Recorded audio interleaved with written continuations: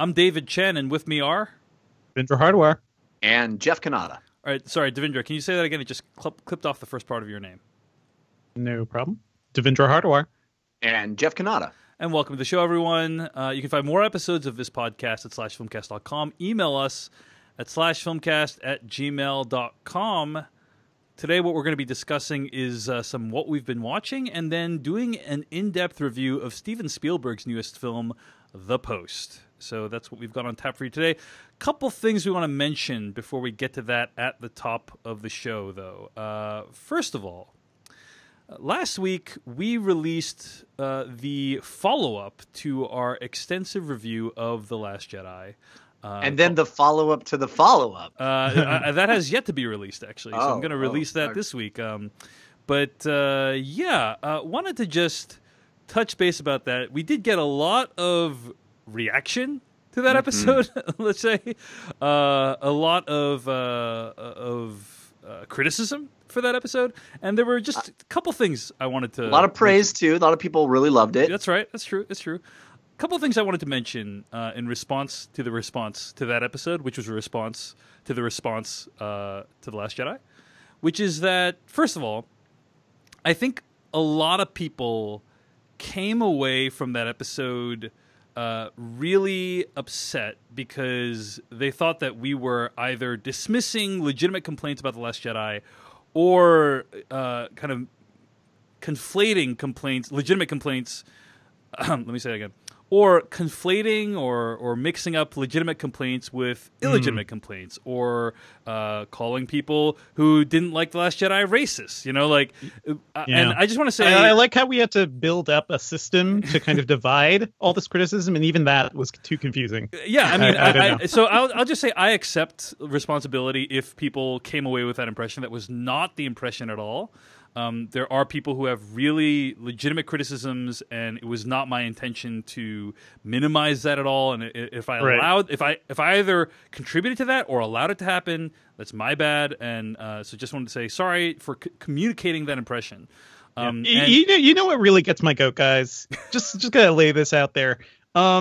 Just because we criticize the worst aspect of like a community or a fan group or something, if that doesn't apply to you, fine. That we're not talking about you. That's okay. It's these other parts of the fandom exists. I feel like people can't separate themselves from these groups that they're in sometimes. I don't know. That said, just wanted to acknowledge that there are a bunch of legitimate criticisms. And actually, I recorded an episode of with my fiance who only thought the movie was okay and not great, which in her, in the eyes of the world makes it that she hated the movie. I'll be releasing that sometime in the next week or two, and at that point, I think I'll be done talking about this movie forever. I think we're done. Yeah, at least until Ryan Johnson comes back on the /Filmcast. I've talked to a couple of my other friends who do pop culture stuff, and they're like, I'm just not going to talk about this movie anymore. Not because it's tiring, and also the response to talking about it is just tough. Like right now, guys, I'm dealing with backlash from people who really liked Bright. That is the world we live in right now, and the worst kind of backlash, Devindra. Yeah, the worst kind. It's tough. Let's not get too carried away, because that is part of the fun of why we do this. It is tiresome to have people shout at me on Twitter about the fact that I somehow belittled people that didn't like the movie because I liked it so much, but. It's all about that fun argument. And as long as the argument can stay fun and people can not like or like things, my liking something doesn't invalidate your not liking it, and vice versa. We can argue profusely as we do on the show, and that's okay. Somehow the toxicity of the world has seeped into every part of life, and The Last Jedi, your opinion on The Last Jedi is now a blood sport in the same way that politics is, and it's not equivalent. Some things actually matter, and some things are just fun, and it's okay for you to be disappointed by a movie you were anticipating. I get that way all the time, but it's also okay for me to overwhelmingly love it. Like, we can disagree and argue. It doesn't mean your opinion is not valid. It just means I disagree, and I'm going to argue my point vociferously because I love it so much. If you say I hate tomatoes and I love tomatoes, we're never going to agree about tomatoes. We can talk about it. I think you're crazy for not liking tomatoes, but I really like tomatoes. Put tomatoes on everything. But that's okay. That's okay. We've forgotten how to have that discourse. I don't know if this is just something. It's kind of was always there on the internet, but I'm all up for like having these discussions with people who don't agree with me, but people just don't know how to do that anymore.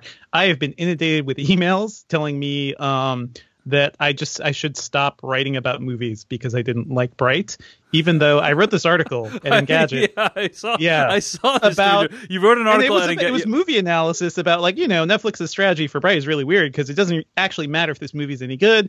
I didn't write a review, but people can't seem to understand that. It's not a review. You said Will Smith's Bright is terrible, but that doesn't matter to Netflix. That's the article at Engadget. We'll link to it in the show notes. There is one other thing I wanted to mention, which is, the number one criticism we got of the episode last week was, why didn't you have someone on the show that did not like the movie? And I just wanted to talk about that very briefly. First of all, I don't know if you've seen Rotten Tomatoes. Those people are stupid, Dave. Okay, Jeff's joking. But first of all, those people are actually really hard to find. I mean, very few people disliked the movie or had huge grievances with it because, as you can tell from the Rotten Tomatoes score, the vast majority of critics loved it. So as a logistical thing, that's just challenging. Another thing I wanted to point out is I made this statement on Twitter, and I still believe it.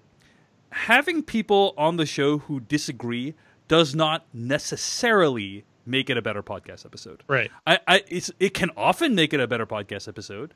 It can frequently, it's definitely possible that it can be better, but it doesn't necessarily, I think people think to themselves, oh, if it was just someone with an opposing point of view, they would have had such amazing discourse about it. And that's not always the case. I just wanted to say, sometimes it can be the case, often it can be the case. It's not always the case, and often you can have a better conversation if everyone agrees and you're coming at it from the same point of view. Not saying we don't value diverse perspectives on the show.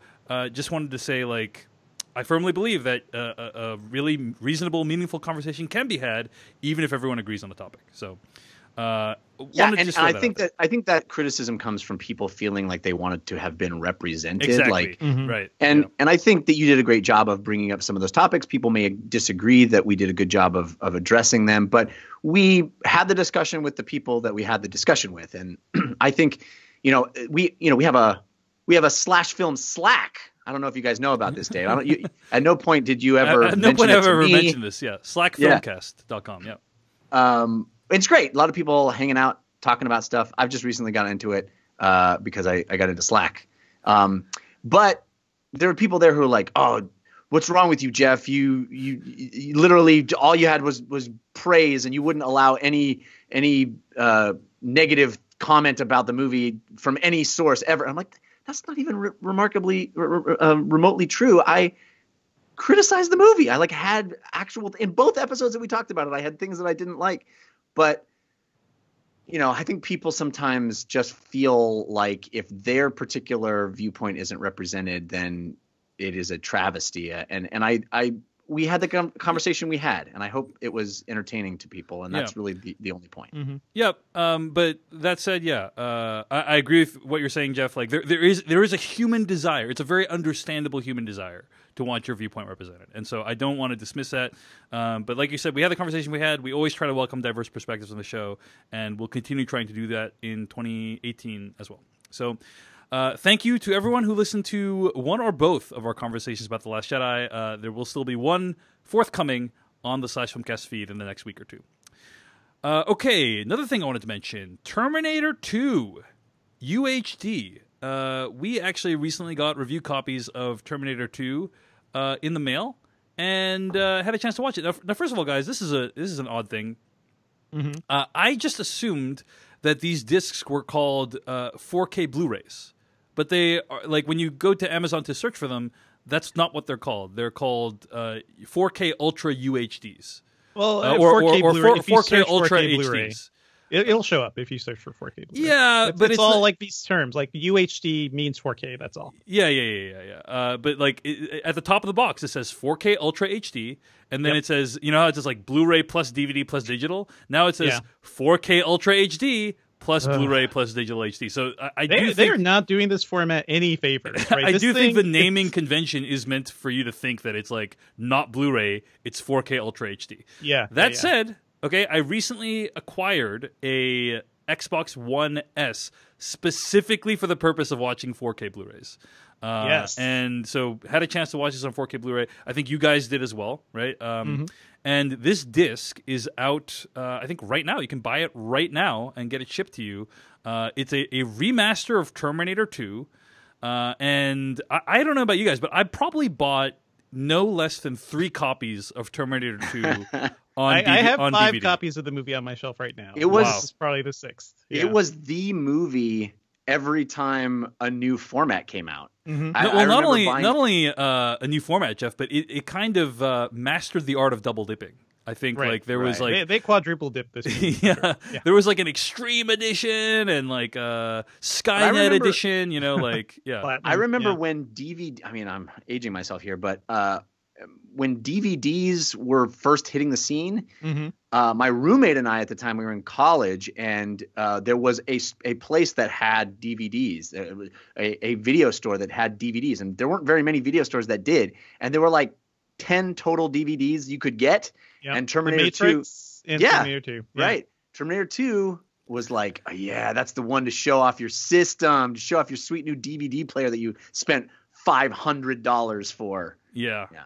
So Terminator 4K Ultra HD is out now, and I watched it, and damn, I think this movie still holds up. What do you guys think? It looks beautiful. I actually saw this 4K restoration at the Alamo here in Brooklyn just a couple of months ago, so the movie is fresh in my mind. Yeah, was it 3D as well when you saw it? It was not 3D, thank God. Okay, cool. I actually, at this point, I don't even remember. It was very good. Oh, no, it was 3D. Yeah, there was a 3D one, Yeah, that's what I saw. But the benefit of that is that they did restore the movie, and now we have it on 4K Ultra. So now you have this, and I definitely prefer the non-3D version. And also this disc has HDR too, so like the colors and everything's a little crisper. I am kind of on the fence about HDR being applied to older films, which didn't, when they didn't even have the movie, technology, right? They weren't filming in HDR, right? Yeah, they weren't filming in HD even, right? This is all film. They have to basically, I think I can only take these sorts of remasters if they're like approved by the artists and everything. I'm pretty sure James Cameron is pretty controlling of all this stuff. This HDR remaster looks great. The movie really pops off the screen. I think some of the special effects were even tweaked a little to look a little better in the higher resolution. I haven't looked this up. Just eyeballing it, I think some of the stunt double special effects in the chase sequence, the motorcycle chase sequence, they don't look as bad as they used to. That could have just been done recently. The chrome stuff does not great. You mean the T1000? The extreme resolution does no favors to the chrome. But it's still a great looking movie all around, and the sound design still fantastic. Definitely a good reason to show off your 4K set. I think the world building of that movie is so effective and so elegant. The T-1000, one of the greatest villains of all time, and just how they convey his powers and his abilities. I mean, his abilities are ridiculous and unreasonable, but they do a pretty good job of establishing what they are. And there's that moment when he walks through the bars and his gun gets stuck. And it just reminds you, he can't make guns. Like the gun is not part of his body, just little touches like that I think are really awesome about this movie. And I think the 4K Ultra HD is a great version of the movie to own. This version comes with 3 versions of the film and 2 commentaries. I actually don't think that's as many commentaries as on some of the DVDs or, there's so many special features for this thing. But what's crazy about this, do you guys see that there is like a scene of this movie that they filmed using Linda Hamilton's twin? You guys remember that?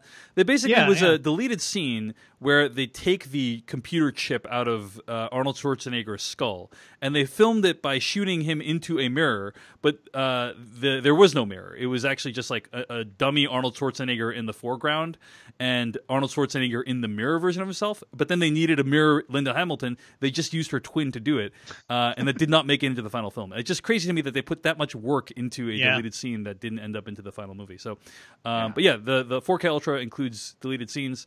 Jeff, sounds like you had a good time with it. Yeah. Yeah, I have to admit, I basically just watched the big chase that starts in the arcade and goes through the canals, which at the time that I first was watching Terminator 2 seemed like this faraway place, and I literally live like 5 minutes from those canals, Right. Which is weird to me. And I like the street signs. I'm like, I drive by those every day.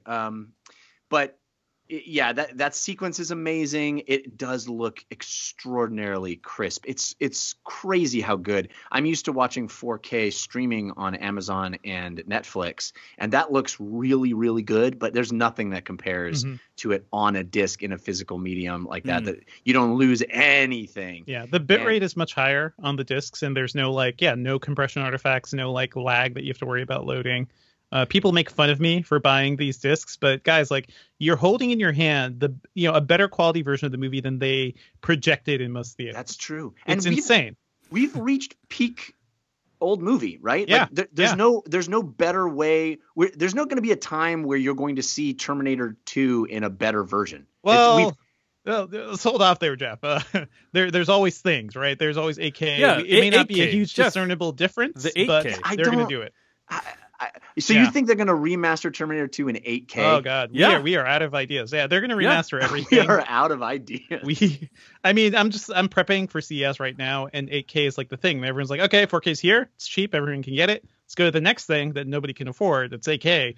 I don't know if that's really going to offer the benefits to people in their homes, just because that resolution you won't even notice. But in cinemas, it could be really interesting. Yeah. Exactly. I mean, I think, first of all, this Terminator 2 Judgment Day 4K Ultra HD is the best version of this movie that exists for home video right now, right? So, and even most theatrical versions. Yeah, if you want the best version, get this version. It's great. That being said, most homes... it's very hard for me to tell the difference. I have a 4K television, 65-inch. It's very hard for me to tell the difference between 4K and Blu-ray. I think there is a difference, but it is. So I'm curious whether, I don't think the jump from 8K to 4K is going to be the jump from 480p to HD. You know what I'm saying? Like, I just don't think. No, we're beyond that kind of leap ever happening again. The only thing we're going to jump to is some sort of holographic image in your living room. Well, maybe I could see VR getting higher resolution. You know what I mean? Sure, that could be interesting. Yeah. But you're never going to watch Terminator 2 inside Terminator 2. It's just not possible. So that's why I'm saying I think there are going to be my kid, when he's my age, is going to be watching narrative films in a completely different way, and that's awesome. But I don't think he's going to be watching old movies any better than this disc can give it to him. Hopefully they'll still be watching it though, right? They'll be like, "Oh, look, what is this flat 2D thing? It's not even holographic. It doesn't even tap into my spinal cord. Or it doesn't give me the sensation of driving down the street." Yeah. Anyway, that disc is out now. Just wanted to give it a shout out. All right, one other thing I wanted to get to before we get to our review of, or I should say, one other thing I wanted to get to before we get to what we've been watching, which is I had this exchange on Twitter today that I thought would be illustrative for a lot of people. I was tweeting with Chris Evangelista from the website /film.com, and he said the following, quote, "Unimportant hot take, this releasing something on digital HD weeks before it hits Blu-ray idea is bullshit, and I'd like studios to stop it." And then I tweeted back, "I agree with every word here except the implication that this is unimportant." And so you guys may have noticed this, that a lot of movies come out on video on demand before they come out on Blu-ray. Kills me. Yeah. This is very irritating because people like the people who listen to the show and people like you and me, guys, we like buying the Blu-ray, and it comes with a digital copy if we want the digital copy. But the Blu-ray or the 4K Blu-ray gives you one of the best presentations of that film or property. And I got this private message from someone who works in the industry. And this person wrote, quote, although it may be frustrating for consumers, when distributors shifted to an early release window for digital purchase available before digital rental, it led to a huge spike in revenue because people who would otherwise rent go ahead and pay the higher price to purchase, since that's all that's available. Since the DVD release is tied to rental, that's going to be the case for the foreseeable future. Then they also said, the craziest part, there is no sign that a longer purchase-only window negatively impacts rental at all. People who are going to rent are still going to rent 2 to 3 weeks later, and some of them can be convinced to buy it if it means they get to watch it earlier. So as a result, there's a good chance you'll start to see longer purchase-only windows, not shorter. Ugh. So I think this exists because of Redbox, right? Like yeah, Redbox is the reason for this. Redbox and just people Our need for instant gratification. Well, no, I'm saying that the tying of the rental to the physical release is because of Redbox, right? Yeah, there's no although there's other ways to rent it, like you could use like Netflix's Blu-ray service, for instance. Like so, it's not just Redbox, but basically. But I think for most, I think the reason that this is happening, most people. The most impact that is being we're seeing here is from Redbox. I would venture to guess. Yeah, I think that's probably a reasonable guess. So, what this person is saying is that when you, I saw a lot of hullabaloo on my Twitter feed about how it was a colossal mistake for them not to offer the movie It on Blu-ray. Like, it would have made such an amazing gift, this It that made hundreds of millions of dollars. Why just have it on video on demand?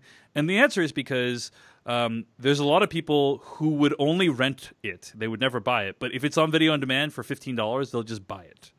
And the studio will make more money ultimately because the people who will buy it on Blu-ray are going to wait and buy it on Blu-ray anyway. But there's some people who wouldn't buy it on Blu-ray, but who might just be convinced to pay $15 to buy it on video on demand instead of it's renting. the price of a movie ticket. Like it's not that big of a purchase in the grand scheme of things. Yeah. I mean, the ultimate answer to this question, Dave, is one you're not going to like, but I think you already know, which is that we are a dying breed and we are clutching desperately onto a format that is already dead. And most people aren't going to have physical Blu-rays in 5-10 years. It's just not going to be a viable way to distribute movies. I do wonder, I do think HD, traditional Blu-rays, which are super cheap and easy to produce and get out there, they have a long lifespan. Because think of how many Blu-ray players are out there at this point, right? There's just so much coverage for it. 4K Blu-ray, which we were just praising one.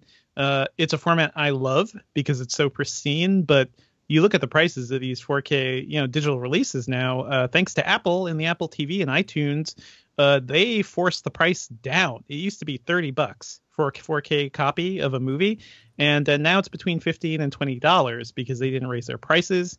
And Apple's also upgrading people's iTunes libraries for free if the movie supports 4K. And that's a good thing. It's a good thing, but that is, streaming is where it's at, really. It's one. People have Apple TVs and Rokus and stuff like that instead of things that take discs. Yes. So that's what's happening is that people don't even have Right. I mean, unless they have a game console, they don't have a thing that accepts discs attached to their TV.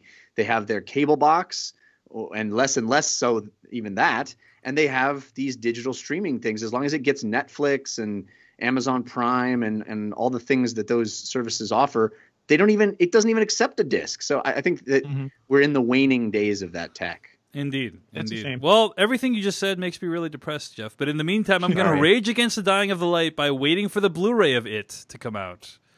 That'll show him, Dave. That'll show him. That's, it made a difference for that one, the guy's throwing starfish into the sea. All right, anyway. Just stay down in the sewer and wait until it strolls by with, I don't know. I'm trying to make a...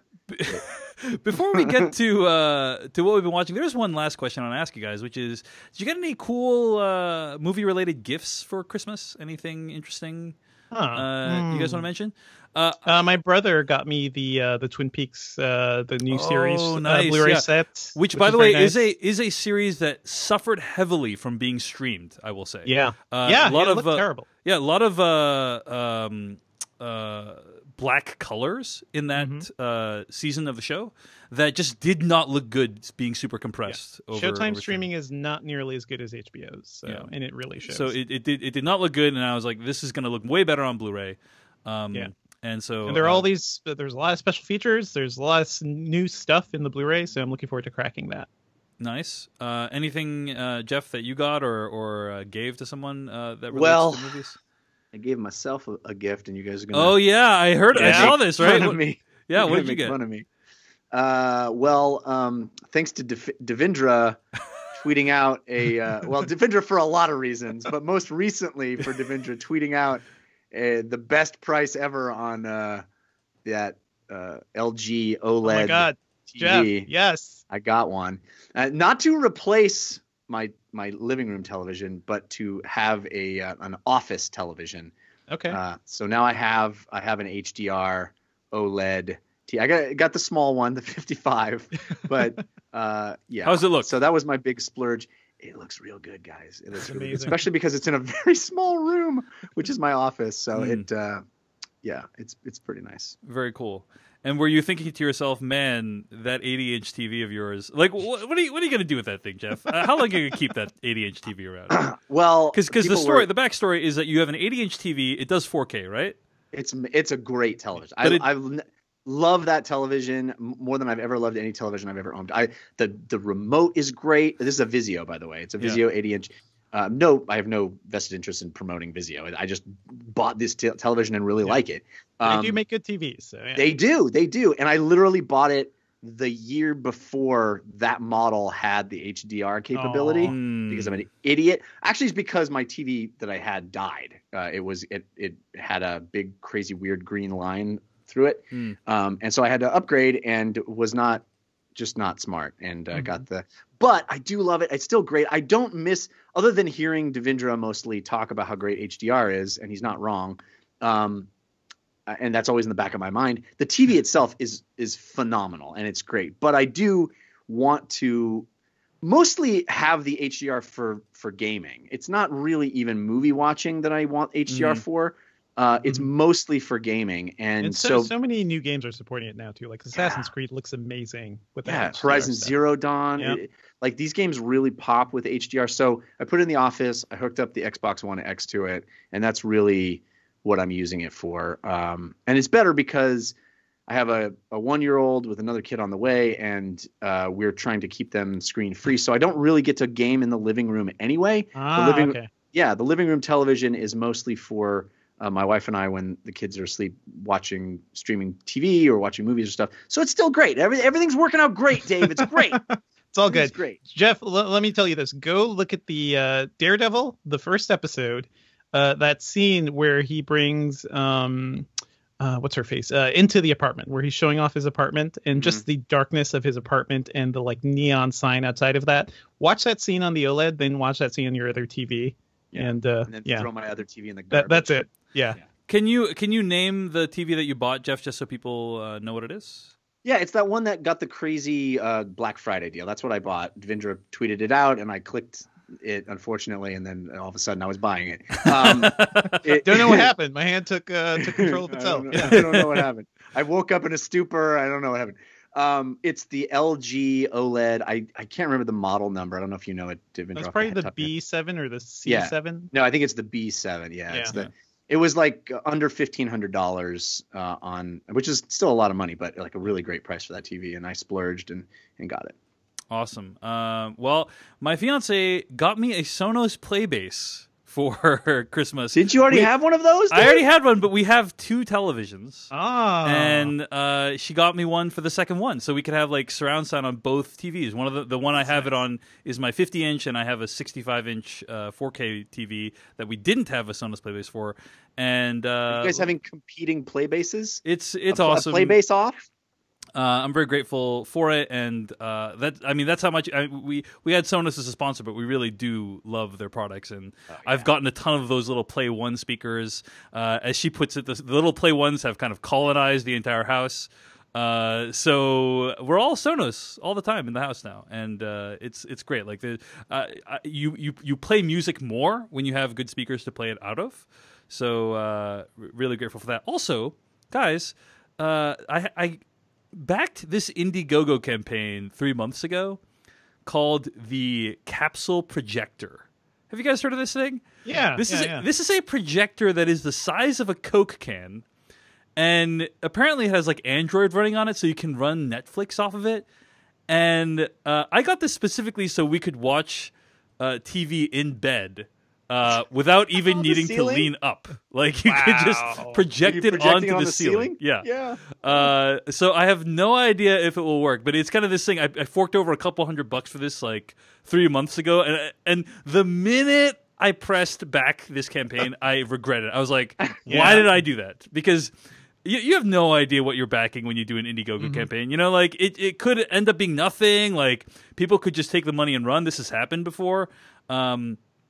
You need to back someone who has like a proven track record. Now, that being said, this projector, I believe, is created by Anker, who is a very well-regarded electronics manufacturer, but they'd never made a projector before. Yeah. So and they're on Indiegogo, so they're not exactly Indiegogo, very well respected. very well respected for some. Like it's better than Kickstarter in some ways. No, I'm not dissing Indiegogo. I'm dissing the idea of needing to crowdfund it. If they're very well respected. They needed to gauge the what do you call it, demand for such a product before they went in for it. But it's probably a good idea too, because like the pico projector technology has gotten really good over the past couple of years. So yeah, you could stuff that thing into can easily. How do you what do you do? How do you put it on your bed? I don't know. So first of all, keep it still. It is literally supposed to get to my doorstep today sometime. So I have not received it yet. But I could not, because I'll be one of the first people on the planet to own this thing. And I'm very excited to kind of try it out and talk about it. So hopefully... You need to report back. Yeah, I will report back, because this could be life-changing, guys. I anticipate a lot of frustrated knocking of it over. Yeah. I think that's definitely very possible. So, but that's the capsule projector. I'll tell you guys about it next week. And mistaking it for a Coke can, all sorts of things. Yeah. Yeah, it is. I think it's shaped like a Coke can. It's meant to be, that size. It's less than a pound. I did actually try buying another portable projector before, and it did not work out. Devindra, I think you have a projector at your house, right? Yeah. I love projectors. Like when you're talking about getting to much bigger screen sizes, I'd much rather have like a little projector spitting out a 100-inch image than like, a giant TV. But these tiny things are really useful too. Like you could take them in the bedroom, like you're saying. You could take them outside if you had a backyard, and have like a little, barbecue viewing session. Yeah. A few months ago, I got the Riff 6 Cube Pico projector for around $200, and I brought it home, and the audio did not work, and so that was a huge bummer. But really hoping this capsule projector changes how lazy I feel I can be while watching movies, which is not even needing to get out of the bed. So. No such thing as too lazy, Dave. Agreed. Okay, that's a lot of preamble to what we've been watching. Let's get to it. We've been watching a ton of stuff. Jeff Kanata, take us through it. Yes, indeed. It is officially screener season here in lovely Los Angeles, which means because of all of the various awards, this town is flooded with people getting first run and even pre-first run movies in the mail so that they will be considered for award season. And therefore, I have been just binging on all of these movies that I've been excited to see, all these award contender films. So there's a number of them that I've watched. Let's start with I, Tonya. I'm not sure if we've talked about that yet on the show. Devindra, did you talk about that already? No, I still haven't seen it. So right. Yeah. I very much enjoyed I, Tonya. It is an unconventional. It is not a movie that I would think I would like, but it is a story I lived through and feel very tired of hearing about. And yet, this telling of the movie, of the story of Tonya Harding and Nancy Kerrigan, really actually revealed a lot of information that I wasn't aware of and made it very interesting. It's almost history by way of Coen Brothers. It feels almost like what I love about a Coen Brothers movie, and it's shot with such panache and style and kineticism that is really incredible. Yeah, I like it kind of calls back to Scorsese in a lot of ways with the camera Yeah. movements and the non-stop period appropriate music. It really does feel like if Goodfellas was about figure skating, Yes. it would be this movie. Agreed. Nice. Agreed. Yeah. It's like like you think it's going to, I remember this time period as well. First of all, I, Tonya, one of my favorite films of the year, and I think it's actually out in limited release right now. I don't think it's getting a very big release, which I think is a tragedy. If you have a chance to go see this in a theater, go see it in a theater. It's awesome.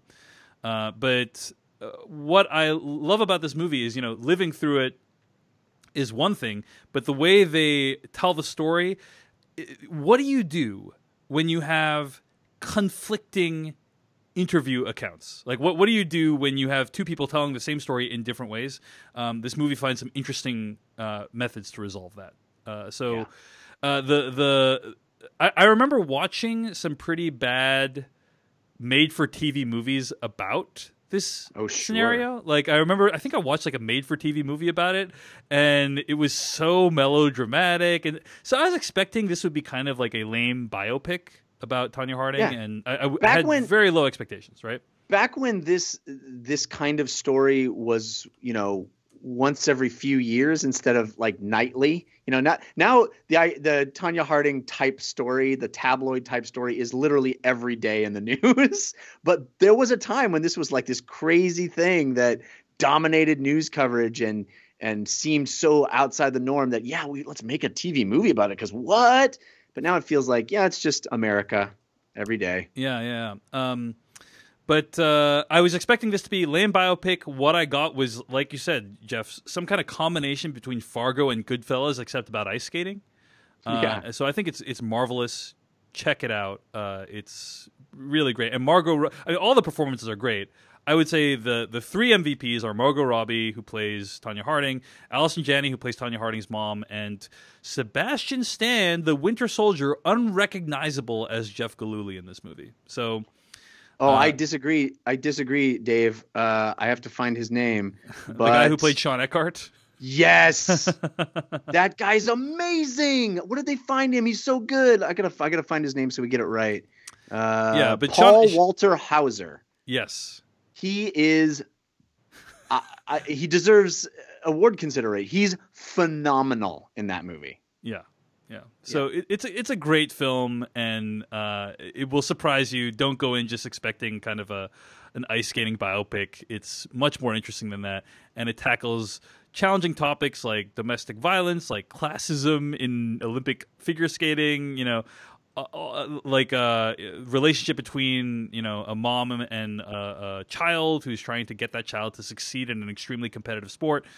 A lot of stuff thrown in there, and a lot of it really interesting, very well done. So, I, Tonya is the movie, out in limited release right now. Check it out. Jeff Canado, what else have you been watching? I also last night watched Downsizing, the new Alexander Payne, Matt Damon film. I really liked this movie. I really liked it a lot.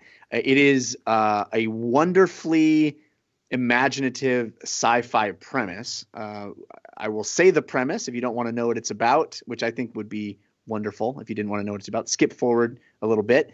But it is literally about the solution to our problem of resources and global warming on planet Earth here being that we will just shrink human beings. So there's a scientific breakthrough to shrink human beings down to like Smurf size, and therefore they will require exponentially less resources and space on the planet, and we can potentially save the planet by just shrinking people. But it's a voluntary thing, and Matt Damon and his wife decide to join one of these colonies of small people. And where it goes is very unexpected. And I actually, the premise is so tantalizing, and there are so many ramifications for it. And the way the movie handles the setup, which is like the first third of the movie, is so great. Like, it really shows you the process of this. It jumps forward in time a bunch of times to show you how this tech sort of caught on with the populace, and gives you this sort of very plausible sense that, I mean, it really could never happen, but this plausible sense that, oh, this would be kind of maybe how it might happen. And all of that is so up my alley. It's so juicy and interesting. And because I'm such a sci-fi nerd anyway, but like these near future ideas of what the world might be like if it was just tweaked a little bit. I love that. And the movie does a great job of exploring those things, but there are so many other aspects of it that you can imagine, aspects of that world that you can imagine exploring, and the movie does not do. And in fact, because it is a quite long movie, it's well over 2 hours, it kind of gets sidetracked into doing something else, which a lot of science fiction movies are. The sci-fi premise is just a backdrop upon which to examine character and human behavior, and that's fine. That's what sci-fi does quite often, but I found it to be a little bit like they abandoned the central idea here and just kind of got completely obsessed with character, which is okay, but I missed out on some of what could have been explored if they had been more focused on seeing that world and understanding how it relates to our world and commenting. And instead, it became something quite different, which I won't mention. But nevertheless, I think a really fun movie and a really interesting movie, and one I would recommend. So that movie's Downsizing. It's written and directed by Alexander Payne. And Jeff, I saw the movie as well. I agree with you on one part. The setup and the premise are really interesting and well done. Like all the stuff in the first 30 minutes, I would say, is pretty fascinating. I disagree with virtually everything else you said. I think this is one of the worst movies I've seen this year. Wow, really? Yes. It's getting eviscerated. Yeah, I mean, I liked it. It is a. I think it's just so bad, and it just didn't. It did not warrant the 2+ hour runtime. I'll list a few things I didn't like about it, and then we don't need to have a whole conversation, but a few things I didn't like about it. First of all, Matt Damon is the protagonist. He is the least interesting character in the whole movie. That's the point. I don't give a shit about what Matt Damon's inner life is. What do you mean that's the point? That is not the point. You're meant to relate with Matt Damon. You're meant to sympathize with him. You're meant to be emotionally invested in his emotional journey, which I was not whatsoever. So you are constantly told he's pathetic and a sad person. Like there's one character that literally tells him to his face that he's pathetic more than once, and that's kind of the point. Like he's this passive observer in his own life. So, and the movie is therefore supposed to be about him becoming from passive to go to active. Go from being pathetic to non-pathetic. And I just simply, first of all, found that journey completely unconvincing, but also I just didn't care about it. I didn't care if he became non-pathetic at all. I agree with you that the entire premise is squandered. Like the movie goes in 3 different directions halfway through, and you never really settles on one direction, so none of them land particularly satisfyingly. And finally, Jeff, I got to bring this up. Hong Chow plays a fairly problematic character in this movie. Oof. Now, the reason, one reason it's problematic is she is not featured in any of the advertising of this movie. And if they were really happy with how that character went. I'm sorry, what was that? She's on the poster that I saw. Oh, really? Well, she and Matt Damon are like hugging on a poster that I saw. Interesting. Well, none of the trailers allude to that being probably the main relationship in this movie, right? I mean, it is a huge component of the film that is just glossed over in all the trailers, and it's also a surprise. Yeah, Jeff. It's not. I'm sure that's why they left it out. Anyway, I don't agree that. That is the reason they left it out. I mean, they left it out because I think if they showed it in the trailer, people would say what they think, which is that this is an incredibly racist portrayal of an Asian character in film. And I think it does 2 things that you're not supposed to do with Asian characters. She is both they use her accent for laughs. So it's meant to be an object of laughter and derision, and also she is kind of the what do you call it?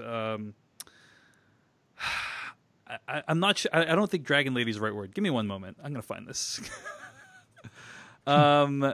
Well, it sounds like inspirational person of color. That was kind of the sense I was getting. Yeah, I think that's right. Here we go. Walter Chaw, in his review, said that Hong Chow is, quote, a figure set up as both an object of derision and a holy relic, end quote, which I think are two things you're not supposed to reduce minority characters down to in movies. So, I've read... Go ahead. Yeah, I'm sorry. Clearly, I'm not seeing this movie through the same lens you are, so I can only speak to my own interpretation, but I never laughed at her accent. I didn't even think it was there for laughs. I honestly, I can't think of a single moment in the movie where it's played as a joke. I honestly don't know of a single moment where we're supposed to laugh at her accent. Okay, I could get into it, but it would be spoilery. But I'll just say agree to disagree with you on that one. I think I trust your intentions, and I trust that you did not laugh. But I think many people did or will, and I find that troubling. I also, I've read interviews with Hong Chow. Like I think it's a very fraught territory because on the one hand, there are people that talk similarly to the way this character talks, and I do think that those people's stories should be told. I just don't feel like this was the right way to do it, and so that was one of the film's many problems for me. But sad to say, Jeff, I just did not like the film. But I'm glad about the moment with the F word. Yes. That's not her accent. Her accent isn't what's funny. I can understand maybe that feeling offensive, but that has nothing to do with her accent. All right. Well, we'll have to agree to disagree. Okay. Agree to disagree. Fair enough. But that's downsizing, and I think it's out in limited release right now, or will be soon. What else have you been watching, Jeff Canada? Molly's Game. I also watched Molly's Game, which is Aaron Sorkin's, I think, directorial debut, I want to say. He certainly wrote the screenplay and directed Molly's Game, starring Jessica Chastain and others. This is directly in the Venn diagram of things I love. Aaron Sorkin and poker. I love poker movies. I love poker movies. I just find them fascinating and interesting, and it's hard to find a poker movie that I didn't like at least a little bit. So the fact that you have this guy creating this subject matter, I'm already excited, and I loved it. It is very Aaron Sorkin-y. It is very people sitting in a room talking at each other. But I love that. I love that dialogue. I think Jessica Chastain just knocks it out of the park. Idris Elba is also in this movie and is awesome. I like the way it's told. It is sort of it violates all of the things that you learn in screenwriting school, right? All the screenwriting books say don't have a character who gives voiceover. Don't have narrative voiceover as a main way to deliver information, and he just constantly does that. But it's a fun ride, man. It is I think fast and fun and full of really cool moments, really cool tension. I got emotional at the end. It's about relationships, and there's a moment with Kevin Costner at the end that is really powerful, for me at least. I loved Molly's Game. I'm sure I'm going to be told that most people hate it. Is that right? No, I've heard it's pretty good. Well, also, I've seen the film, and I also really loved it, Jeff. Oh, good. I thought it was great. It's hugely entertaining, and I desperately want to put it on my top 10, of the year. I don't think it's going to make it, but it's just so much fun. As usual, I do disagree with you about something, which is the moment you're talking about, and I'm not going to say too much about it. I will say that there is like a moment in the movie where characters are just saying the themes of the movie at each other, and that really bothered me. But I think this is Sorkin at his best. Molly's Game is, and what's also fascinating about it is there is a movie called Miss Sloane that came out last year. Did you guys see this movie? Yeah, looks like indistinguishable from this one. Yeah, so it also stars Jessica Chastain. It's written by a person named Jonathan Pereira, and it's it's like the same kind of deal. Who's actually Aaron Sorkin in disguise? Well, she's in this kind of. Did you see the movie, Devendra? No. Yeah, I've just seen a lot of footage. From she's a woman in this male-dominated world that needs to like prove herself and whatever. And it's written by Jonathan Pereira, and Jonathan Pereira is very much a Aaron Sorkin, student of the Aaron Sorkin School of Screenwriting. Like it is very painfully like a wannabe Aaron Sorkin script. Like the style of dialogue is extremely similar.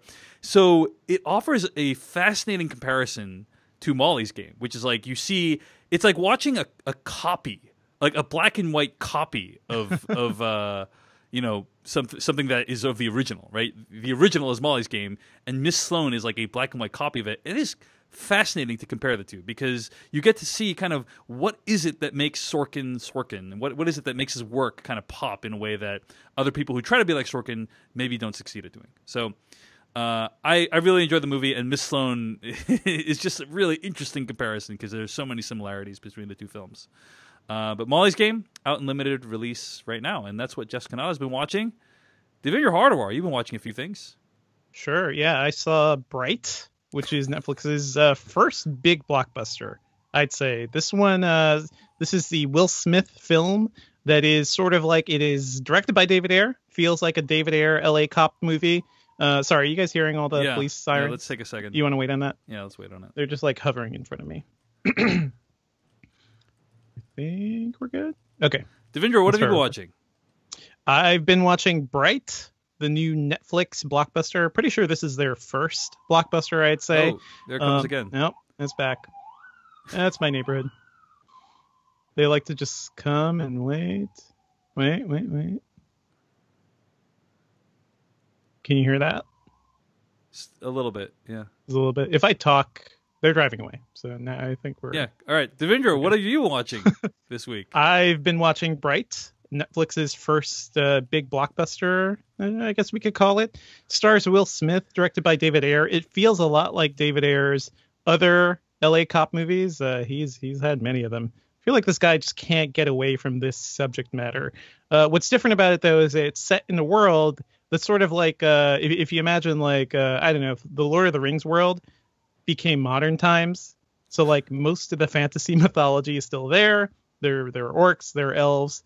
It uses the fantasy creatures as sort of like a racial allegory, which is not great, honestly. What this movie is really about is about Joel Edgerton as an orc. And I feel really bad for Joel Edgerton in this movie because I feel like he's trying his damnedest and he probably had to live through, I don't know, hours of makeup every day to get into this character. And it's just like a thankless movie, right? All this effort put into what? He is the only orc cop on the force. Everybody's discriminating against him. Will Smith is basically also kind of like he doesn't want this guy as his partner. Also is very racist towards orcs. It is really weird how this movie has racial allegories around fantasy creatures and completely doesn't acknowledge like the actual racial structural problems that we actually face, while also like diving into all the like, I think all the like the stereotypes you see among like gangbangers, among like African Americans and Latinos. Like it's a weird script because it's trying to combine high fantasy with all these damn tropes, and it just doesn't really gel for me. Also written by Max Landis, a guy who a lot of people just don't really like. He's kind of a jerk from what I hear. There's just not much going on in this movie. It is a big fantasy thing. It feels like it was written by an algorithm in a way. It feels like if you like Will Smith in Bad Boys, and you also like Will Smith in Independence Day, and you also like Lord of the Rings, kind of stuff all those together, and you have maybe a movie. But it's not really entertaining. Will Smith's character is just kind of an asshole, and not like the fun kind of assholes he used to play. He's more just like straight up bigoted asshole who eventually like finds some sort of he eventually like finds a reason not to hate orcs. Just not great. Like the action's really lazy. The writing is terrible. I also feel bad for Noomi Rapace in this movie, who plays sort of like an evil orc ninja. And honestly, she gives her all. She also has like a crew of other orc ninja, or not orc ninjas, elf ninjas. And she has a crew, and they're pretty badass. But that's it. This movie is a huge mess. And to me, also, it just feels really strange too, because Netflix greenlit a sequel before it was even released. Even though the actual result is so terrible. Like, I think on some level it was a success for Netflix, either because it convinced more people to subscribe or something. I don't know. I wrote about it a bit on Engadget. That's just the weird thing. So bad movie, start of a potentially really bad trend for Netflix. Well, that's Bright. It's on Netflix. I've heard it's pretty terrible, and it's pretty brutal. Yeah. And I've heard the world building is pretty rough. Like the orcs like heavy metal guys. Like, did you ever think of that? Well, my question is, have the orcs been part of the world for the last, like, how long have they been part of the world? Like, I think they've just always been a part of that world. Like, the orcs did something very bad, because in pretty much every fantasy universe, right, everybody hates orcs. Nobody likes the orcs. They did something bad against the humans like thousands of years ago, and people still hate them, in modern times because of that. Right. So I heard, my understanding is, I've not seen the movie, but my understanding is that the orcs and all the fantasy elements have theoretically been around forever, but that the movie treats them as though they've only been around for the last, like, 2 years or whatever. Like as though it just instantly happened, because there's all these things that come up that make it that it doesn't feel like a world that would have resulted if orcs had been here for thousands of years. I don't know. You're asking logical questions to a script that I think is very, very bad and doesn't ask those questions. So yeah, they definitely didn't think of that. The movie did cost $90 million. It's one of Netflix's biggest productions. And yeah, they did announce a sequel. I think it's reported at this point. I think was it Wall Street Journal or Forbes reported that the sequel was confirmed, but Netflix hasn't officially announced it. Right. It's a big kind of show of confidence that, like, hey, we really like this movie. Of course, if the reaction is brutal and if the numbers don't perform that well, I could see them quietly taking it off the schedule. So we'll see. We'll see how it goes. But here's the thing. Here's the dilemma, Devindra, is I want to watch this movie to see if it's bad, which I've heard it is. But if I watch it, then to Netflix, I have justified their investment in Bright. Yeah, you've proven them right. You know what I'm saying? So I think what I would prefer is if I could get a used Blu-ray copy of this movie. Then Netflix would never know that I've watched it. Right? Yes, and then I could still talk about how bad it is. It's also playing in some theaters, like a handful of theaters around the country, if you really want to suffer through this movie. So there's that. I'm very torn about it. Anyway, what else have you been watching, Devindra? I also saw Beyond Skyline. Have you guys heard of this movie? This is the sequel to Skyline. Oh, finally. Yeah. Well, Skyline was a nothing burger of a movie that came out a few years ago, but apparently Beyond Skyline... It was terrible. Apparently, Beyond Skyline is actually decent. Is this correct? I would say decent. It is a much more enjoyable film than Bright was for me. It is, B grade science fiction stuff. It is a direct sequel to Skyline. None of the characters we don't remember from that movie, none of them appear. I think Eric Balfour was in that movie. Yeah. This one stars Frank Grillo as like a grizzled ex-cop who has to fight the aliens. And but enough about the Purge Anarchy. Enough about the Purge Anarchy. I mean, Frank Grillo, this is pretty much the role he's playing now forever. Any of you guys see Frank Grillo's Netflix movie Wheelman? I have not. I really want to see that. I'm looking forward to checking that out. Anyway. I also want to say Iko Uwais is in this movie too, from The Raid. This movie has, the giant alien, destruction that you're expecting. It flips through several genres at once. Like, it becomes a kaiju battle movie at one point. Like, because Iko's in here, there's a big martial arts battle. There's a lot of gunplay. It's all pretty competent. I think it's like a fun, B grade sci-fi movie. It's not anything I'd rush out to see, but I am surprised. Like, coming out of Skyline, which is a movie that was so forgettable and so like ineptly made, this is actually a watchable sci-fi thing. If this showed up on the Sci-Fi Channel, I think a lot of people would enjoy this movie because it's better than most of the stuff you see on the Sci-Fi Channel. Cool. Well, that's Beyond Skyline. It's on video on demand right now. What else are we watching, Devindra? Just quickly, I also want to talk about a couple TV shows that are now fully on Netflix. So the 4th season of *Halt and Catch Fire* is up there now. The final season, I just finished watching that. For a show that I initially hated in the first season, it's ended up being one of the best shows on television, which is surprising to me. It started out being an exploration of like the PC manufacturers in Texas in the 80s. Very exciting. and they jump time all the way to like the mid 90s, and they're at the birth of the internet, and just trying to like deal with the rise of technology and the the change that all of that represents. The show really builds on its characters really well. And I think somewhere along season 1, they start to focus on the women more, who are just far more interesting than the guys in the show. Like Lee Pace plays a guy who initially is like a Don Draper knockoff in the 80s. And he really felt like that in the first season. And things got a lot more complex and a lot more interesting. And, by season 4, I had to stop watching the show after a certain point during my rewatch because it was making me question my mortality. Like there's a lot of heavy stuff happening. Things happening, out of nowhere, but just a really well-written show, a great show about the rise of technology and how society adapts to it. And, also a great show about like women in tech and in business trying to fight for their place. So I think it does all that stuff really well. Worth checking out, especially it's all on Netflix now. Wait, so if you're questioning your mortality, does that mean you thought you might be immortal? No, I'm questioning like, what am I doing with my life? And if I died tomorrow, I don't know what would happen. That's sort of questioning your mortality. I thought you meant like, am I mortal? that would be a good thing. My next show, Ash versus Evil Dead, which is also on Netflix. Well, that could make you question if you're immortal or not. I talked about it when it premiered. I believe it's a Starz show. Yeah, I think so. I talked about it when the first season premiered, kind of fell off of it.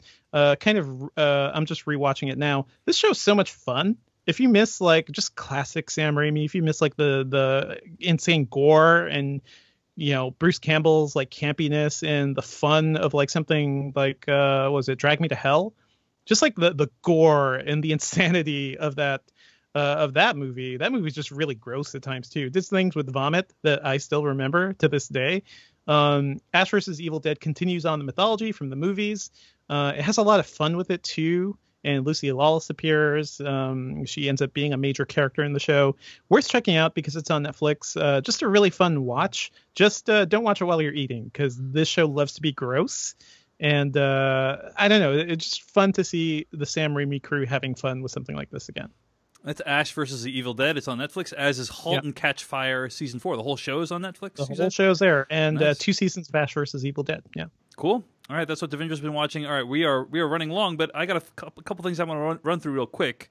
First of all, I've been doing a lot of catching up. I had a chance to see *Wind River*, the Taylor Sheridan movie.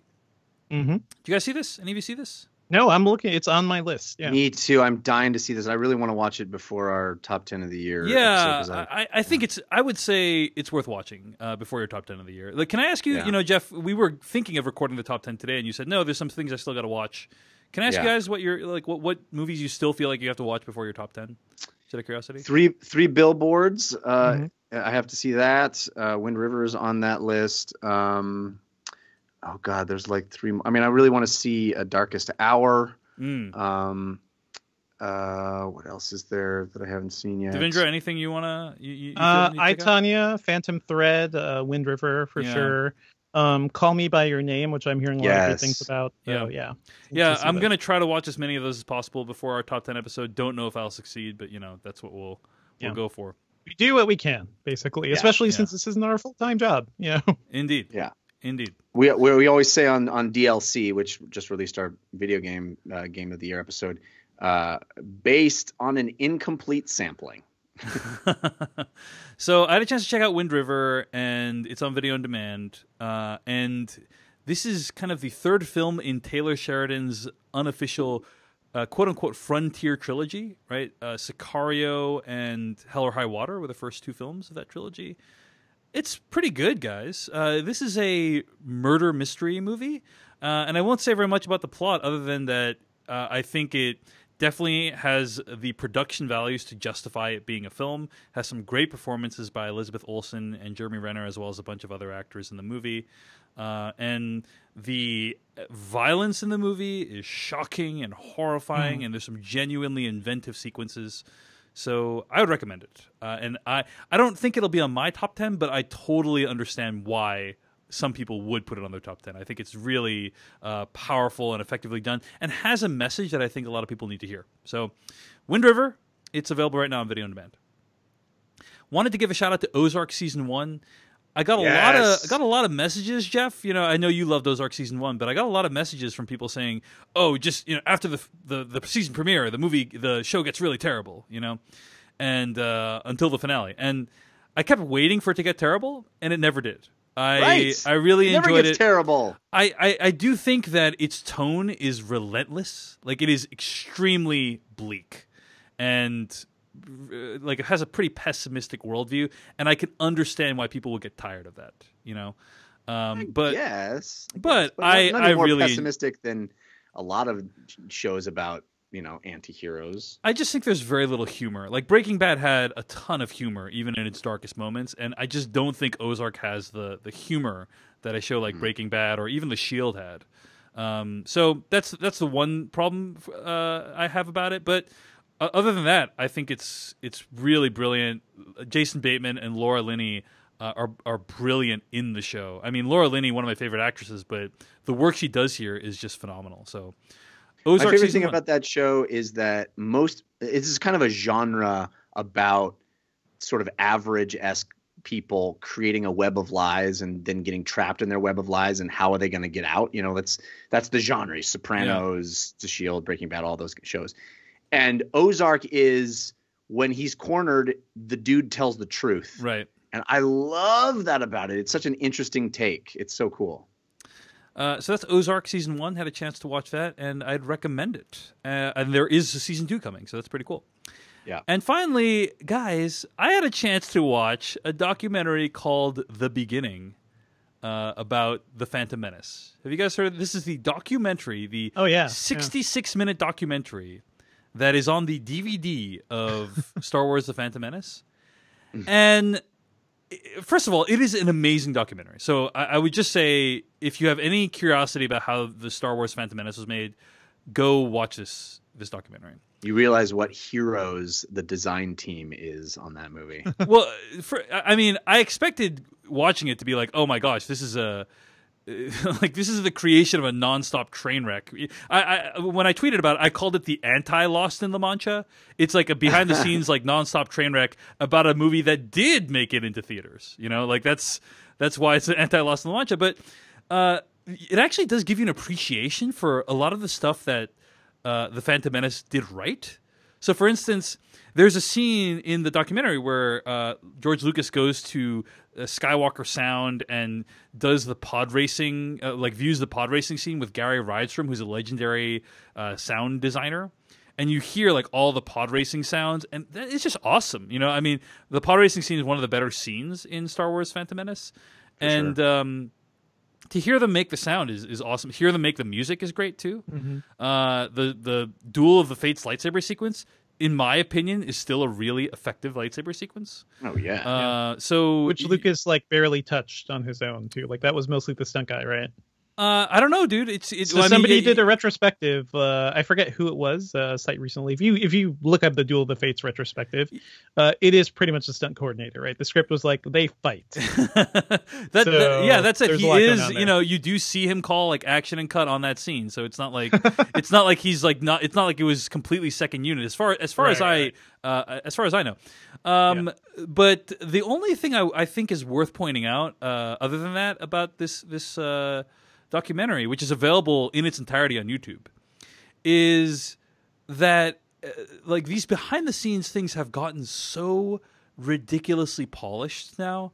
Like, I saw the behind the scenes making of for The Force Awakens, and it's always like, oh my gosh, J.J. Abrams is the most brilliant guy ever, and this is the best experience of my life working on this movie. Oh, so brilliant. Such an amazing visionary storyteller. It's an EPK now. It's an EPK now, right? It's like a 70-minute EPK. This movie, The Beginning, making Star Wars Episode 1, The Phantom Menace, gives you a warts and all view of the creation of a film that we are just never going to get ever again for a Star Wars film, I don't think, especially now. It's so protected now, right? But Disney owns it, right? And so for that reason alone, I think it's worth checking out, because it's an unprecedented look at the making of Star Wars in a way that you'll never get again, probably. And you know why? Because of Episode 1. I mean, they went into that movie thinking, this is going to be the greatest thing in the world, right? And we are just going to show people how it was made because it's a piece of history. No one thought episode 1 would not be good. No one. Yeah. Yeah. The most hilarious part is to do the Jar Jar Binks, right? This is before we had any of the modern technology.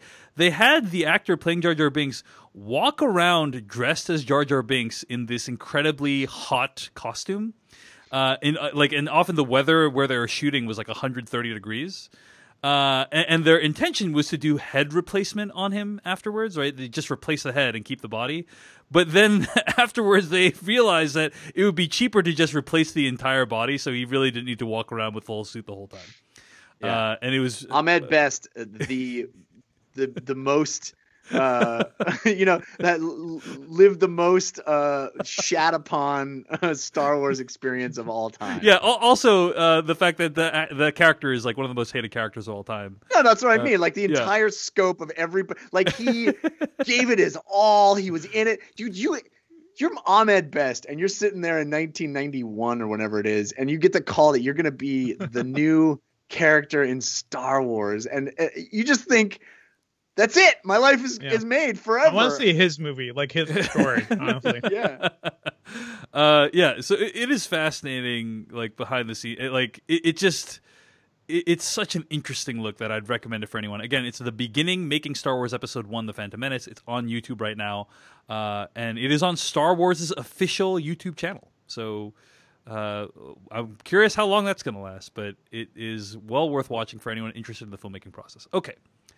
That's what we've been watching this week. A lot of stuff. And before we get to our review of the post, got to thank all the people that donated to the podcast this week. Devin Kraft, Scott Thornton, Richard Polish, Jamie Richmond, William Kang, and Zach Clifford, the latter of whom recommends a documentary called The Work. Have you guys heard of The Work?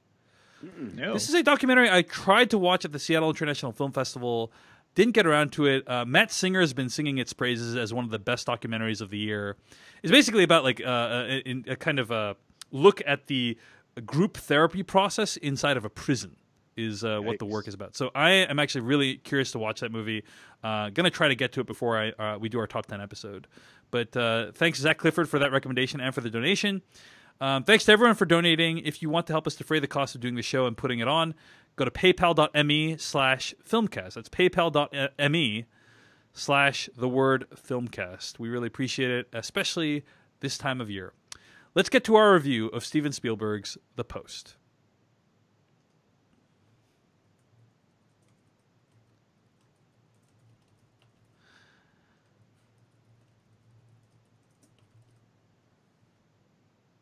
That was from the trailer of Steven Spielberg's The Post, which stars Meryl Streep and Tom Hanks. I'm going to read the plot summary from IMDb. A cover-up that spanned 4 U.S. presidents pushed the country's first newspaper publisher... Let me do that again. A cover-up that spanned 4 U.S. presidents pushed the country's first female newspaper publisher and a hard-driving editor to join an unprecedented battle between journalist and government. All right, guys. The Post is about the Pentagon Papers. And we can't really talk about the movie that much without spoiling aspects of real life. So if you don't want to be spoiled about anything about The Post, then just stop listening, read the Wikipedia entry, watch the movie, come back to this review. Otherwise, you should assume that we're just going to basically spoil the movie from the beginning. So starting in a few seconds, The Post will be spoiled from you. But I can pretty much guarantee that if you know anything about how this went down in real life, there's not going to be that much that the movie reveals about how it went down that you don't already know. So, all that said, The Post spoilers starting now. Jeff Kanata, hit us up. What'd you think of this movie? Well, first, before I even get to that, Dave, I have to tell you that I mentioned already that it is screener season, and I actually watched The Post as a screener. I actually brought it to my dad's house, and we all watched it as a family because I said I need to watch this for my job, and let's all sit around and watch this. And the reason I mention that is because I, like many people listening, perhaps around the holidays, performed a heroic act whilst in the process of watching that movie. We turned it on, and about 38 seconds into the movie, I went, "Dad, give me the remote." And he's like, "What?" I said, "Give me the remote." And he handed it over, and I went in and I turned off all the motion smoothing options because the post looked like the video post. It looked like a football game, basically. Yeah. Yes. And he's like, "What are you doing?" And I was like, "Dad, can you tell that this looks better?" He's like, "It looks the same to me." I was like, "Just trust me then." Anyway, so I had to give that little anecdote because I'm sure, having just gone through the holiday season, there are quite a few listeners who performed the same heroic act in their families, and we should all high five about that. All right. So The Post. Now, this is a movie that seems to be made for me. I love Tom Hanks and Meryl Streep and Steven Spielberg. I love politics. I love history. I love process movies. I love seeing the inner workings of smart people doing their jobs well. Love movies about that. It feels like I should love this movie. And I also love Mr. Show. Mr. Show is one of my favorite shows of all time. And there's kind of a Mr. Show reunion in this movie, which is delightful and unexpected. Kind of a Breaking Bad reunion as well, with Jesse Plemons in the film. Yeah, exactly. So this movie is set up for me to love it. And I didn't dislike it. I just found it to be pretty underwhelming as a film. It basically is an entire movie that leads up to one decision. And we already know how the decision is going to go. And it doesn't seem to be as much acting as Meryl Streep brings to it. She uses her acting. Use your acting. She brings Sturm und Drang to that decision-making process of whether to publish the Pentagon Papers or not. As much as is brought to that moment, it still doesn't particularly feel very interesting. And I don't think that we are really brought into that process in a way that is compelling to me or revelatory, which is even the bigger sin I think this movie conveys, which is like, guys get juicy information. Guys sit and look at juicy information. Guys recognize juicy information is juicy. Guys decide whether or not they're going to publish juicy information. Lady who owns paper makes decision. It is. I believe it is as generalized and non-specific as that. It is. There is no. That is a brutal and accurate summation of the film, Jeff. Right? It is brutal and accurate. It is as unspecific as that. There is no insight into any of that what these guys are doing. It just shows them doing stuff. Like, they're doing stuff. They're looking over things and looking does show the process, like some of the process. Yeah, but you compare it to a movie like Spotlight, which is a movie about journalism. Like that, right. That is it takes you into the process of what is required in journalism. This movie doesn't really do any of that. But I don't like, not to dissuade too much from what you're saying too, Jeff. I just, it's a very different movie. Yeah. Spotlight. Yeah. Like this is Kay Graham's story, and I think it does give us insight into her, like what she had to go through, like that monumental decision to do that. It sounds like not much when you say it aloud. I think a lot of historical, films like this can be boiled down pretty simply, but I think it does a decent job of giving us a sense of what she had to go through. Right. What the stakes were. Right. Like what the stakes were, how she was viewed by the world. What the Washington Post was at that point. What she put at risk. That kind of stuff. Yeah. Yeah. Yeah. I don't disagree with any of that, and there are some fun moments. Like I said, I didn't dislike the movie. There are some interesting moments where everybody is on a call with her, where it's like, just leave the lady alone. But it shows that what that environment was like back then, and how she had all the power and yet had none of the power, and really had to assert her power. But I think ultimately, it's very thin as a film for me, and like Dave brought up, I did keep comparing it to Spotlight. or All the President's Men. Movies that are, like he said, about journalism, about what that responsibility is like, and how the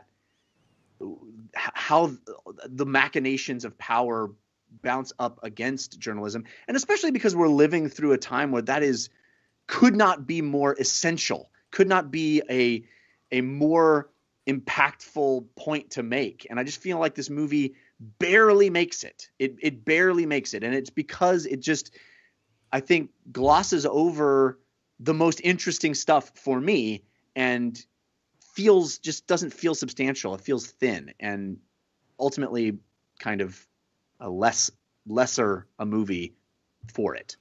Devendra, it sounds like you like the movie a little bit more than Jeff. What are your thoughts? Yeah, I don't think it's like a knockout hit, but I do like the movie quite a bit. I think this is, it's yet another entry in Steven Spielberg's like really sober historical films at this point, right? Like Lincoln and Bridge of Spies, and this is his next one. Yeah. And I forget. Did you guys like Bridge of Spies and Lincoln?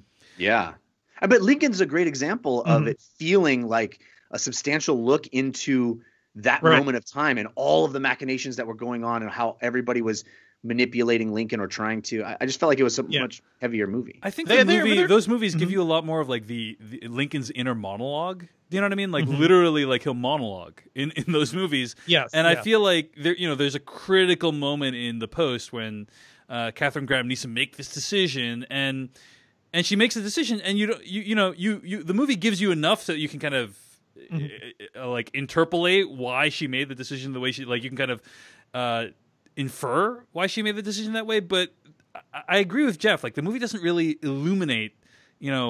She never really felt like I never really understood what made her tick in this movie in a way that I think I did in some of these other movies. Yeah, I mean, it's because it is juggling both a character that we haven't really heard much about, right? Like, she was also an essential part of the whole everything happening with Watergate as well, right? And she was pretty much written out of All the President's Men. So, like, this isn't a character that we've ever really seen represented on screen. So I do think, like, just what she's going through, like, who is this person who, owns the Washington Post, who's the publisher? She kind of fell into this, even though it's her family's paper, but her husband had the job initially, and everybody, it feels like everyone's treating her like she doesn't belong there. The people she's working with are second guessing her all the time, and she's second guessing herself. So I found, we don't really dive in there in terms of like her inner monologue and everything, but I think there are different techniques in this movie to get a sense of who she is, right? She starts out as somebody who basically needs to let her the guy she's working with kind of do most of the talking and kind of lead her through it, and slowly but surely we kind of see her step up and get some strength of her own.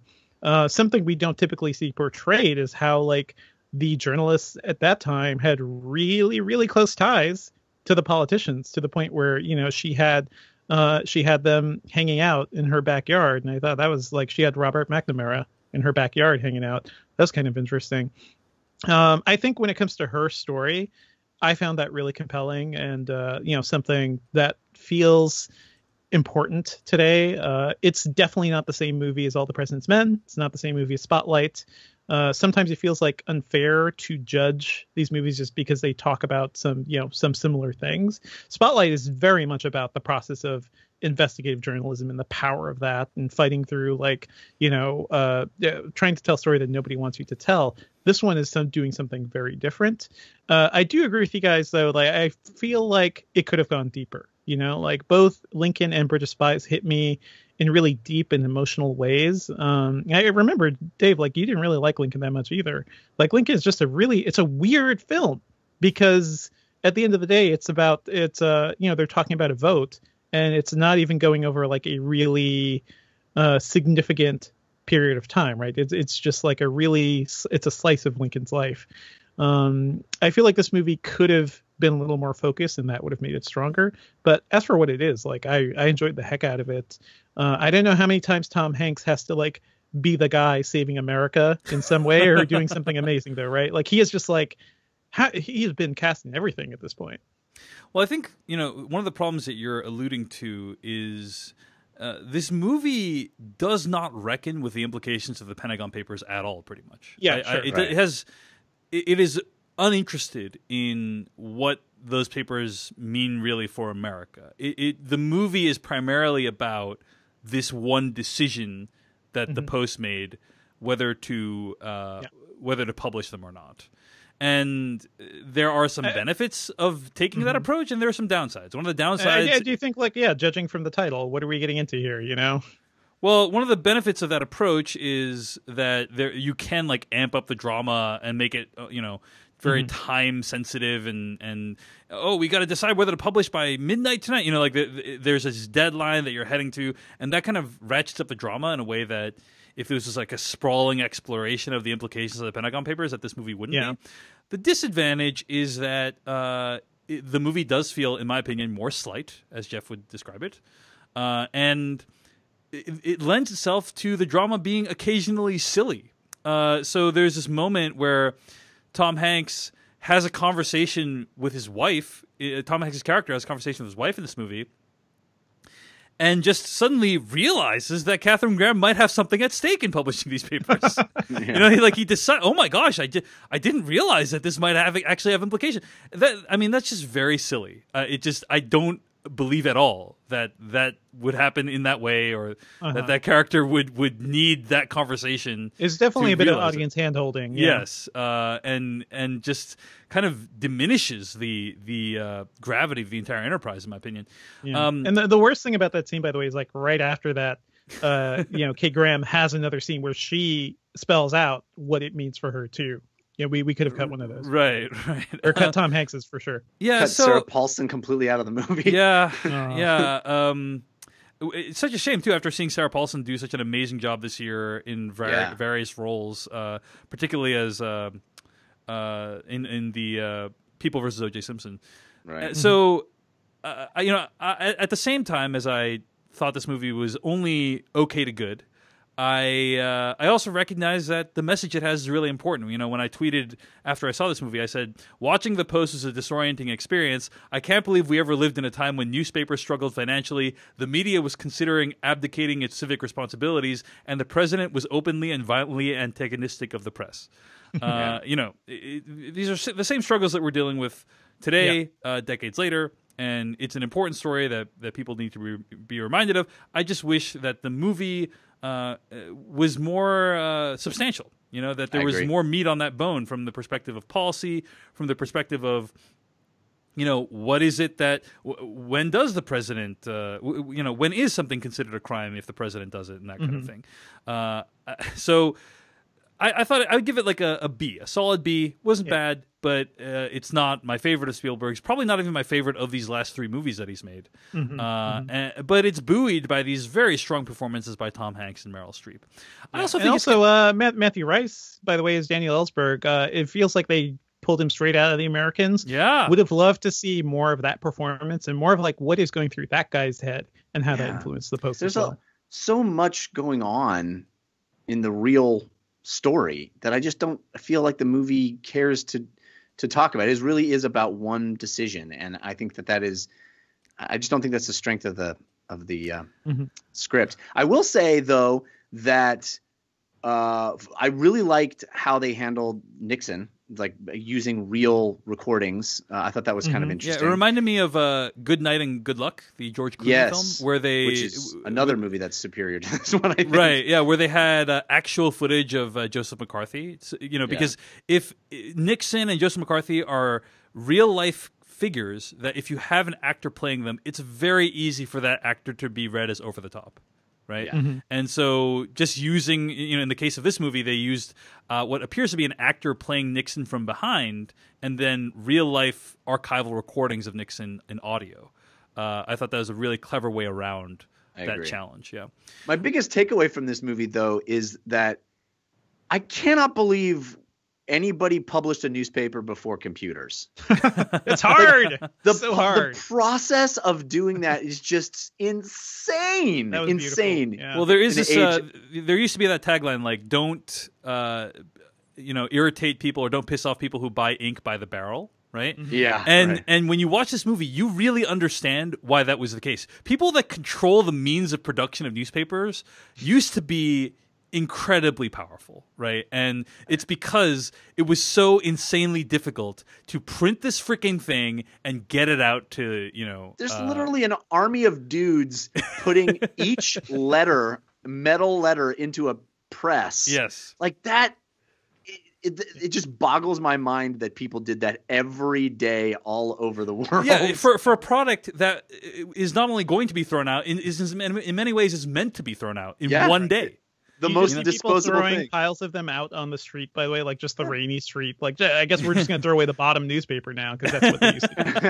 That bottom newspaper really bothered Devindra, whoever got that one. Yeah, it's like you're just throwing away a product there, man. Come on. There's a couple other things I want to praise about this movie. I sounded kind of negative on it, but it does do a few things really well. Like I said, the performances are great, but also the way the movie uses just simple filmmaking elements like set dressing, like costuming. There's this moment when Katharine Graham enters, I think it's a shareholders meeting, and it's her and like 50 dudes, right? And you can just tell by the way they're all dressed, like she's starkly visually set apart from the rest of the crowd.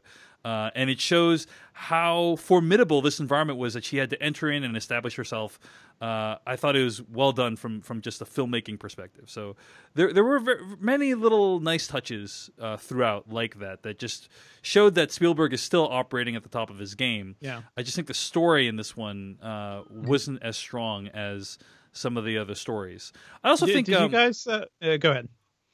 Kevin Lerner tweeted this out that I thought was pretty interesting. Kevin Lerner, a journalism professor at Marist College, tweeted out, "I am excited to see the post, but I share the concerns of those who think it should be a New York Times movie, not a Washington Post movie. I understand why it's said at the Post. If nothing else, you can have Meryl Streep play Katharine Graham. How great must that be? Abe Rosenthal and Punch Sulzberger weren't as sexy as Graham and Ben Bradley, who was also glamorous, more glamorous even than Tom Hanks. But the New York Times took on a real existential risk by publishing the Pentagon Papers. Rosenthal knew they were important, but he honestly feared that publishing them would destroy the New York Times and maybe even the United States. He agonized over the decision in a dense, nearly real-time journal he kept, which is now held in the New York archives. And it was the New York Times who had to come to terms with whether or not the Pentagon Papers would bring down their newspaper, and they even had to determine whether or not the papers were fake. Rosenthal had real fears that the papers were an elaborate hoax concocted by Students for a Democratic Society, and that the Times was being used as a tool to disseminate the papers. He claims he had nightmares about the SDS thing. Imagine that scene in the movie, the SDS nightmares of Abe Rosenthal. Anyway, the movie could have been structured where you get to see various newspaper rooms dealing with it in different ways. And I think that could have been much more interesting because you get some of that in the movie, but it's all through the lens of these dudes in the Post going like, wow, the guys over at the Times are really doing something crazy. And it's like, yeah, that's like the least dramatic way to deal with that. Yeah, but then Jeff, you wouldn't get the Post agonizing over its mission, which is whether or not to produce celebrity pap or to actually, do something that's good for society, right? And you also can't contain this whole story, I think, in one movie, right? That would be, this is like a Wire-esque miniseries that would have to be done, giving us every paper side of it. I would have liked to see more of the New York Times. For sure. You could do a Dunkirk style where you cut between them at different points in time. And just like bombs exploding. They're all making the same decision, right? But at different points in time. Yeah. Did you guys hear the story about this? 70 millimeter, the Post. Did you guys hear the story about this movie's script, which I think is really interesting too? Like by the original, Hannah, right? Yeah, she was the original writer of this, and like this was her first big script, I believe. Like she'd been trying to get into Hollywood for a while.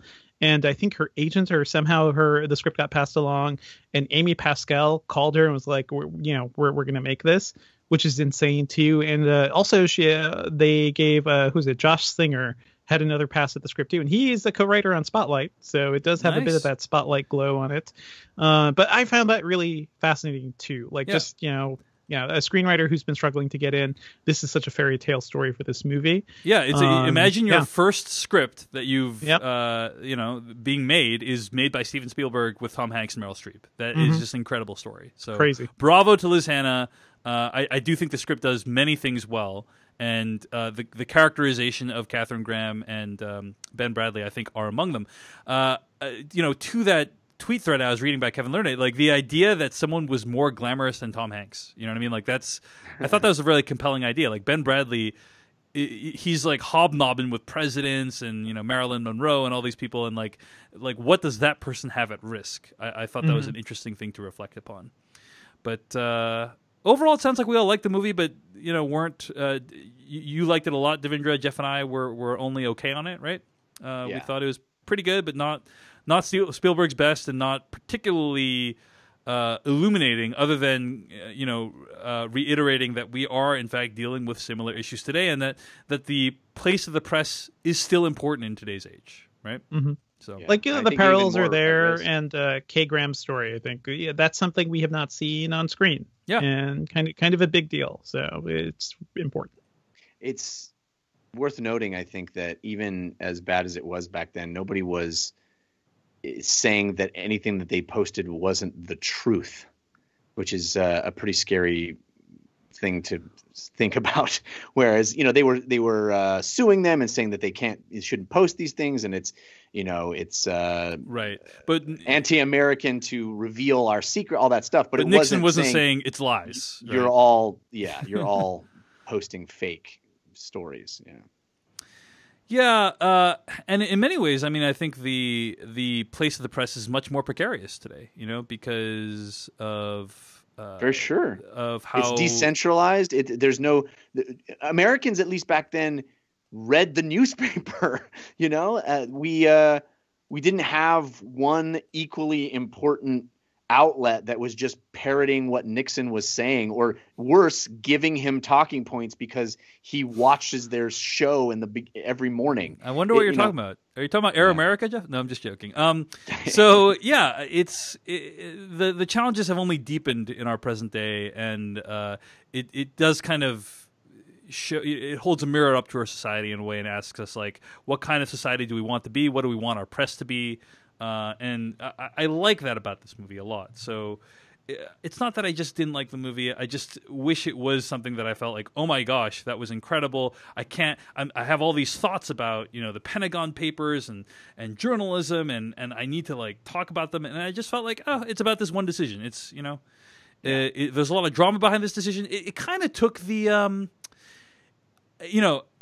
we might disagree on this, but I feel like it has about as much to say about the Pentagon Papers and president and executive power as like the Social Network had to say about social networking technology. I don't think the Social Network was primarily about that. I think it was about the human drama between these characters, some of whom thought their ideas were stolen from each other. And and it's the Shakespearean drama of that situation. Exactly. It is not. It's not about it's not about policy. It's not about these other things. So. Yeah, anyway. And I definitely enjoyed the post on that level. It's not a primer for the Pentagon Papers or anything or their impact in society. It's more like this specific moment. What does it mean? I don't know. I just really like these types of films from Spielberg, and I hope after Ready Player One, we'll have another one soon. Guys, doesn't that movie look so rough though? Aren't you guys like? The book is not good. The book is terrible. Not good. Yeah. Have you seen that poster? Go look at the poster for Ready Player One and tell me what the hell is wrong with his leg. The proportion of his leg is like, that's the official poster too. That's the one that's everywhere. The proportion of the dude's leg is like twice as long as his other leg, and none of it makes any sense. That's I think there's a chance that the movie is fun. I think there could. Yeah. I think actually the movie could be better than the book, but I hope know so. this is. Yeah. I know this is. I have been waiting for Spielberg to kind of return to the kind of Indiana Jones, style of filmmaking from way back in the day, and this seems to herald it. Well, it probably will have Indiana Jones in it. Exactly. I think he said none of his things will be in it. That was sort of like the thing. Well, but it has like all Future is his thing in a way. Yeah, he produced it, right? But we're seeing like Overwatch, and we're seeing modern pop culture and stuff too. The movie seems much more interesting than whatever the book was doing. The book was not great. So all right, well, looking forward to talking about that with you guys. In the meantime, find more episodes of this podcast at /filmcast.com. Email us at /filmcast@gmail.com. Our spoiler bumper is usually brought to you by filmmaker Kyle Hillinger. Our theme song comes from AdamWarrock.com. And stay tuned to hear what we'll be doing next week. But before I ask you guys where you can find more of your work, I just want to say to our listeners, thanks for listening this year. Really appreciate it. Hey, it's the last episode. Oh, is it the last episode of the year? It's the last episode of 2017. So hope you guys It's had a been a great great year. holiday. Yep. Yeah, thanks to you guys too. It's been a really fun year. We've had some awesome guests on. Yeah. And thanks to every single person that has downloaded the show and shared it with a friend or talked about it. It's really how we get the word out. So I think it has actually been one of the best years from a movies perspective since we've been doing the show. You know, like, I'm certainly having a hard time narrowing down the list. It's a tough year to do a top 10. So, okay, Jeff Kanata, where can I find more of your work on the internet? Well, you can always follow me on Twitter. I'm at Jeff Kanata, which is spelled with 2 N's and 1 T. I have lots of other shows. Why not check out DLC, which is my long-form video game show. We just did our Game of the Year episode, as I mentioned earlier, which is fun, a 2-hour show where we narrow down the best games. Talk about how good movies were this year. Video games, one of the best years of all time. So good. Yeah. So that's a fun listen. You can find that at 5by5.tv/DLC. I have lots of other shows. The other one I'd love for you to check out if you're into video games at all and you have Hulu, give a look at Defining Moments. You can find that on Hulu by searching for Defining Moments. I think the official title is ESL Defining Moments. And it's all about esports. And it's kind of like 30 for 30. It's about big, cool moments in the history of esports. And I think you'll dig it. So check that out on Hulu. How about you, Devindra? Oh, you can find me on Twitter at Devindra, and I write about tech at Engadget.com. Not much happening there right now, but we are prepping for CES Madness, and that's going to be the first couple of weeks of January. Find all my stuff at davechen.net. And next week we'll be counting down our top 10 movies of 2017. So I'm really looking forward to doing that with you guys. And we might record that episode like a couple days later. Like we try to release on Tuesday night every week. That episode might come a day or two late, but stay tuned for it. It should be a lot of fun. So thanks for listening to the /Filmcast this year. We're out.